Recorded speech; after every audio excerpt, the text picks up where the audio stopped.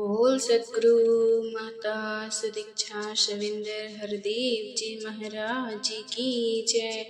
सात संगत जी प्यार से कहना।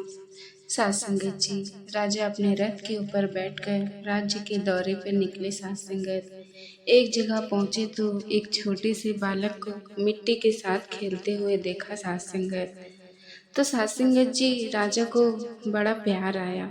राजा ने उसके साथ सात संगत जी कन्वर्सेशन स्ट्राइक करने की कोशिश की। सात संगत से उतरे और जाकर बोला, कहा, बेटा मिट्टी से खेल रहे हो?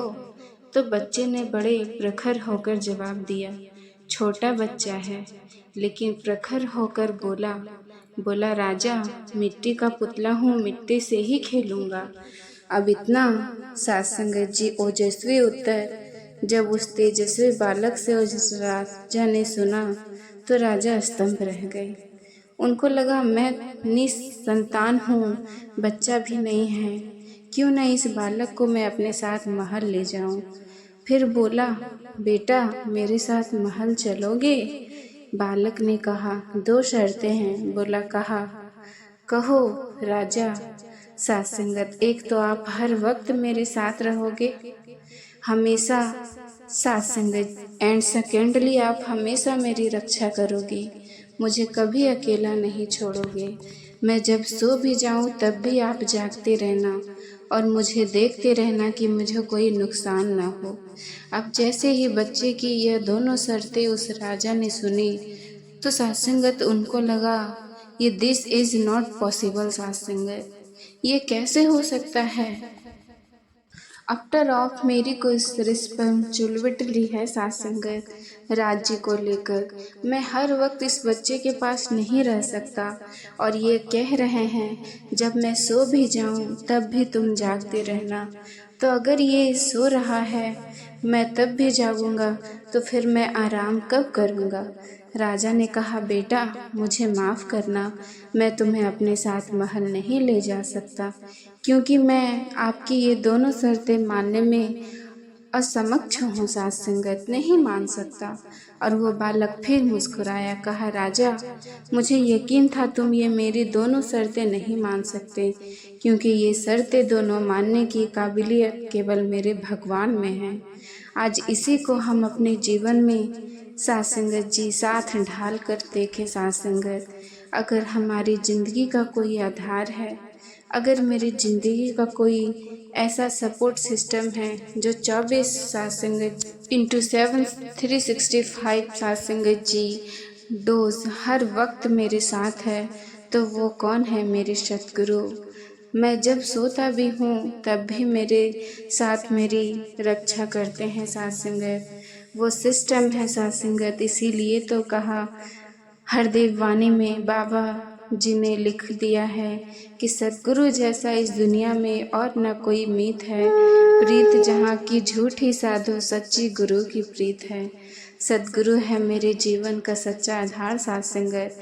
ये है मेरे जीवन का आधार। मेरे जीवन का कोई भी सत्य मेरे साथ सत्य नहीं है सात संगत, लेकिन मेरे सतगुरु जब मेरे साथ खड़े हैं वही मेरे जीवन का सत्य है सात संगत।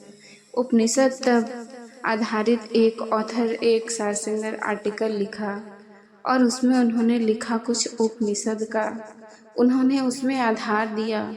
एंड ही सेड की सात संगत, जब सतगुरु हमारे जीवन में आते हैं ना तो चार चीज़ें मेरे जीवन में होती है सात संगत। चार चीज़ें। फर्स्ट ही से सात संगत, my knowledge manifest, my knowledge Florence. सात संगत, सतगुरु के मेरे जीवन में आने से मेरा जो ज्ञान है वो समग्र होता है, बढ़ता है। सेकेंडली दूसरा कहा, जब सतगुरु जीवन में आते हैं there is joy and dance without reasons. Satguru के जीवन में आने से अकारण खुशी होती है सात संगत, कोई कारण नहीं है, अकारण खुशी होती है सतगुरु के जीवन में आने से। तीसरा कहा, माई शोरेज डिमिनेस, मेरे जो दुख है ना वो कम हो जाते हैं। दुख कम नहीं होते सात संगत, लेकिन दुख को सहने की जो तरीका है ना वो मुझे सतगुरु माँ सिखा देते हैं। और चौथी बात कहा गया है सात संगत, वर्चस्व मैनिफेस्ट। फिर 2 सत्संगत जी सदोगुण मेरे जीवन में आ जाते हैं।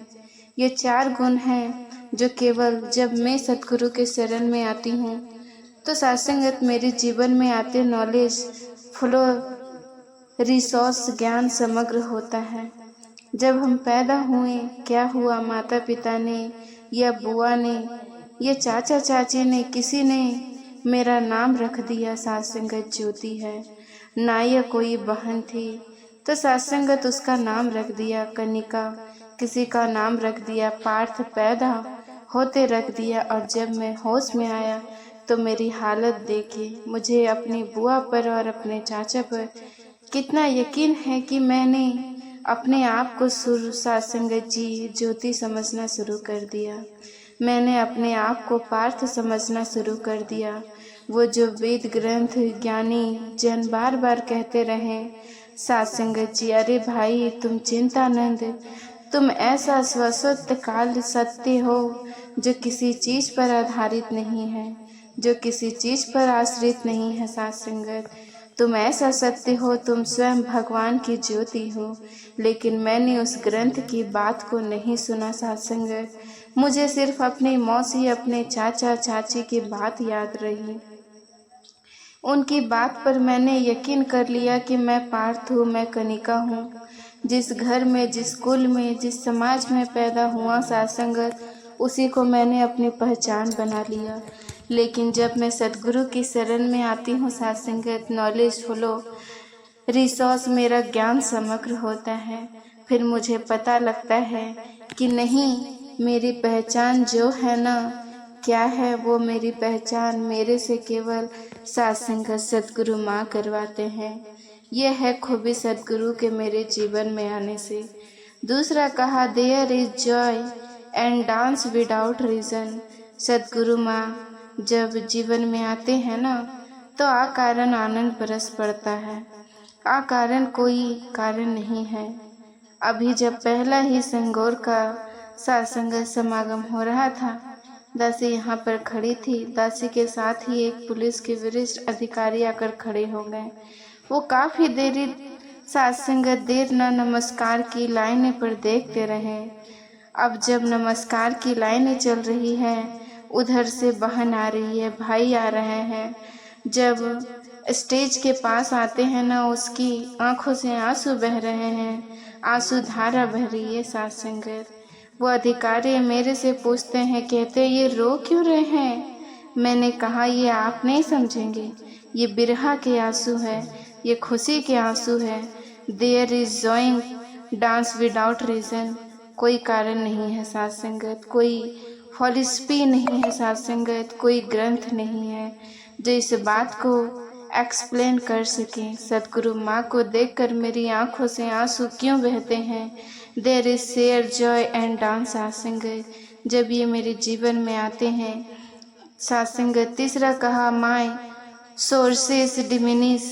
मेरे दुख सहने की, तकलीफ सहने की जो शक्ति है ना, वो सतगुरु माँ के शरण में आने से बदल जाती है सत्संगत। मुझे पता लग जाता है कि ये दुख है ना, ये दुख मेरे शरीर को तो लग सकता है, लेकिन ज़रूरी नहीं ये मुझे भी लगे। एक बहुत बड़े व्यापारी लंबी सी गाड़ी में बैठकर जा रहे थे। एक सड़क के किनारे पर बैठे तो वहाँ उन्होंने एक स्पेशली सत्संगत जी एल्बर्ट संचन को वहाँ बैठते हुए देखा, जिसकी टांगी नहीं थी। सत्संगत उसको बड़ी दया आई उसके ऊपर कि अरे इसकी टांगे नहीं है, इसका जीवन कैसे चलता होगा।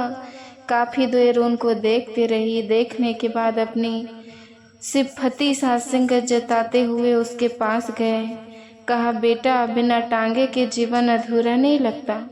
तुमको कभी अपनी टांगों की कमी महसूस नहीं हुई?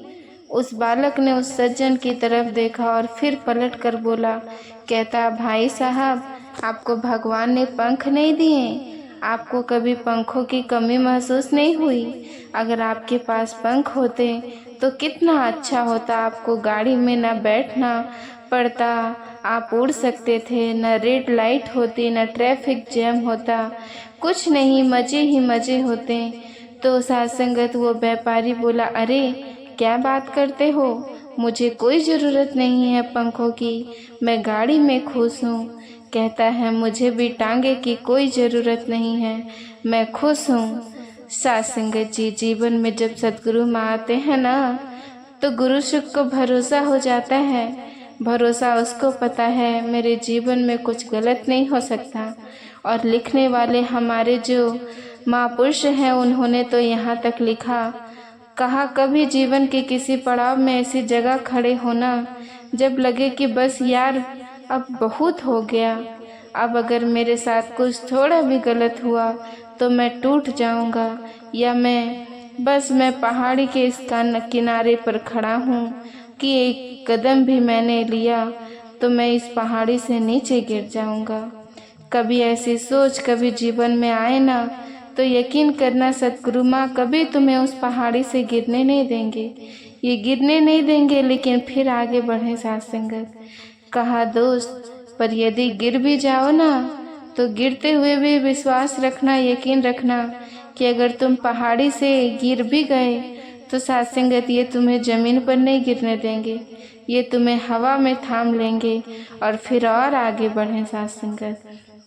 कहा अगर ये तुम फिर भी गिर गए और इन्होंने अगर आपको थामा भी नहीं, तो फिर भी हौसला मत छोड़ना, क्योंकि अगर इन्होंने तुमको थामा ही नहीं तो इसका मतलब है ये तुम्हें पंख लगाकर उड़ाना चाहते हैं।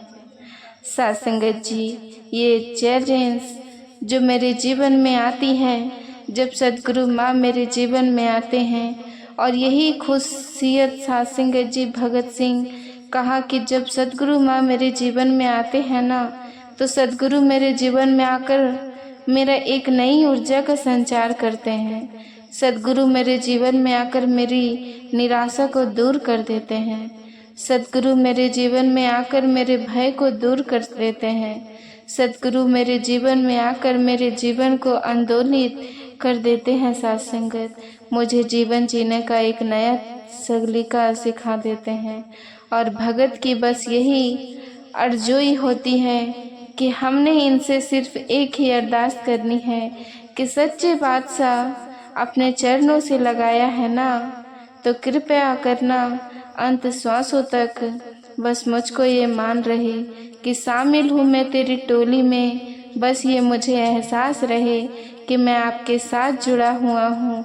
मेरा हर हर कर्म, मेरी हर सांस कहा मेरी वही सांस मुबारक है जो इनसे जुड़कर निकली है। जो सांस सद्गुरु माँ को भूले बिना निकलती है, न ग्रंथों ने तो कहा है वो सांस बेकार है। साथ संगत, हमेशा अंतिम सांसों तक साथ संगत हम इनके चरणों के साथ जुड़े रहें, और जैसा ये जीवन चाहते हैं वैसा जीवन बनाने का दासी खास तौर पर अपने लिए ये अर्ज़ोई कर रही है। साथ संगत जी, प्यार से कहना धन्यकार जी। साथ संगत जी, आप जी को ये विचार पसंद आया हो तो चैनल को सब्सक्राइब जरूर कीजिएगा। साथ संगत जी, प्यार से कहना जी धन्य निरंकार जी।